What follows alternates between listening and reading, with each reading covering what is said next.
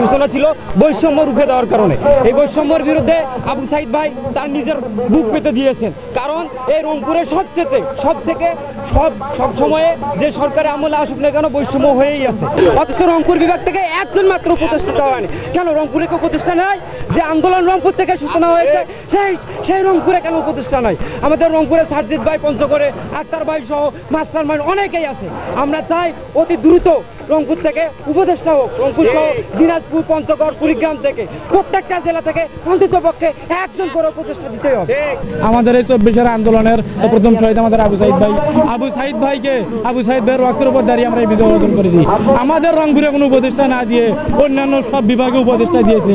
আমাদের এই রংপুরে এত বৈষম্য কেন? আমাদের এই রংপুর সবসময় বৈষম্যের শিকার।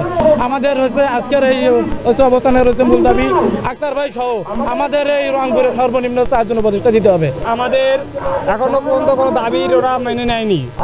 ওরা বলে রংপুরে নাকি কোনো খ্যাতিসম্পন্ন লোক নাই, রংপুরে নাকি সবাই মফিস, তারা নাকি কোনো যোগ্যতা সম্পন্ন না। আমরা কি খালি জীবন দিতে পারি? আমরা কি কিভাবে হতে পারি না? আমাদের এই 24-এর প্রথম শহীদ হচ্ছে আবু সাইদ, তার জন্য এই আন্দোলন এত বড় স্পিরিট হইলো। 24-এ আমরা নতুন করে দেশ পাইলাম আবু সাইদের কারণে। উত্তরবঙ্গের মানুষ আন্দোলন করতে জানে, কিন্তু তারা কি নেতৃত্ব দিতে জানে না? আমরা এখন চাই যে আমাদের উত্তরবঙ্গে না হলে 10 জন উপদেষ্টা আমরা চাই।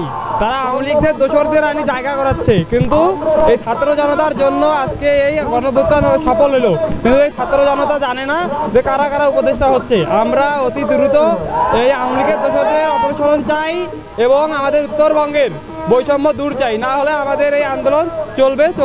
আমাদের উত্তরবঙ্গ থেকে এ পর্যন্ত আমাদের কোনো উপদেষ্টা দেওয়া হয়নি।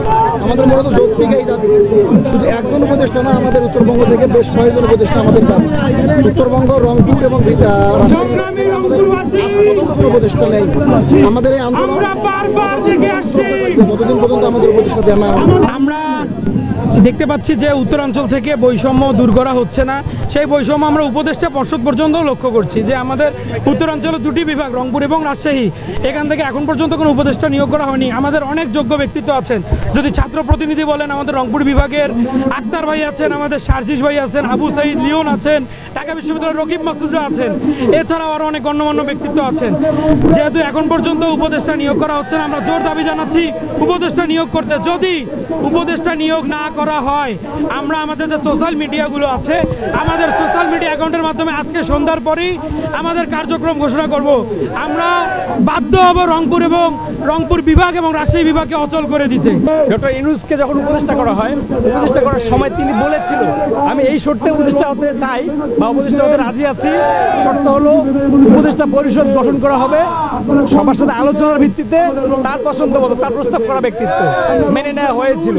প্রথম দিকের উপদেষ্টাগণকে সকলের সাথে আলোচনা করে নেওয়া হলেও পরবর্তীকালে 3 জন উপদেষ্টা নেওয়া হয়েছে যারা প্রশ্নবিদ্ধ, বিতর্কিত এবং পতিত স্বৈরাচারের দোষর হিসেবে কাজ করছে বলে আমরা মনে করছি।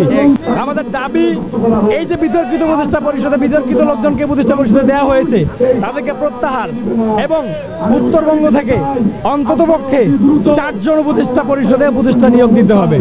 এবং উপদেষ্টা ছাড়াও সচিবালয় এবং উচ্চপদস্থ জায়গাগুলোতে উত্তরবঙ্গ থেকে বৈষম্য করে উত্তরবঙ্গ থেকে কোনো নিয়োগ দেওয়া হয় নাই।